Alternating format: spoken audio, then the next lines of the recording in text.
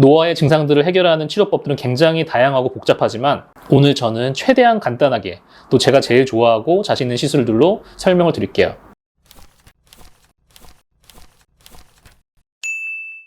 안녕하십니까, 배병기 원장입니다. 오늘은 노화의 시작이라는 주제로 이야기를 해보려고 합니다. 평소에 피부과에 다니지 않으시다가 뭔가 노화가 시작됐다고 생각하는 분들이 공통적으로 호소하는 이야기가 있어요. 그것은 바로 뭔가 처진 것 같다는 이 이야기죠. 사실 이런 처진 것 같다는 이야기를 하시는 분들 연령대는 굉장히 다양해요. 심지어 20대 후반부터 호소하시는 분들도 사실 있습니다. 빈도순으로 보면 볼살이 처진 것 같다가 가장 많은 것 같고요. 그 다음으로 많은 것들이 눈밑이 쾌한 것 같다, 혹은 팔자주름이 좀 보이는 것 같아요. 이런 이야기를 하시는 분들이 있습니다. 구체적인 증상들은 조금 다를 수 있지만 이런 처진 증상의 밑바탕이 되는 근본적인 이유는 다 같습니다.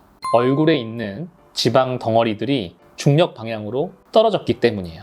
얼굴에는 사실 여러 종류의 지방 덩어리들이 있습니다. 얕게도 있고 깊게도 있고요. 얼굴 각각의 부위에 따라서 여러 종류의 지방 덩어리들이 있게 됩니다.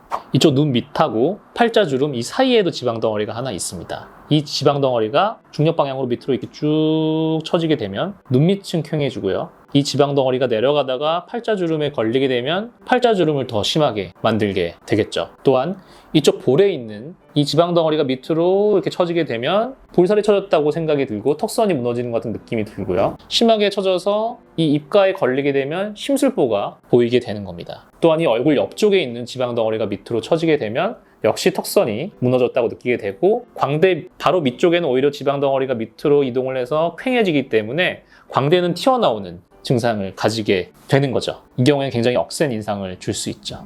제가 지금 위에서부터 아래까지 쭉 말씀드린 것 중에 어느 하나가 보이면 처졌다고 생각하시게 되는 거고, 노화가 시작됐다 이렇게 생각하시게 되는 겁니다. 각각의 증상은 다를 수 있지만 모두 다 지방 덩어리의 이동이다 이렇게 생각하시면 이해가 굉장히 빠르실 거예요. 또한 제가 지금 말씀드린 것은 얼굴의 윤곽에 대한 노화의 시작이고, 지방 덩어리의 이동과 함께 진피와 표피의 노화에 의해서는 피부 결이 좋지 않게 느껴지고 모공이 넓어지고 잔주름이 생긴다, 이런 증상들이 나타나게 되는 겁니다. 이런 복합적인 지방 덩어리의 이동 혹은 표피와 진피의 노화, 각각에 대한 치료법은 당연히 개개인에 따라서 달라야겠죠. 모두가 똑같은 증상을 가지고 있지는 않을 테니까요. 노화의 증상들을 해결하는 치료법들은 굉장히 다양하고 복잡하지만 오늘 저는 최대한 간단하게 또 제가 제일 좋아하고 자신 있는 시술들로 설명을 드릴게요.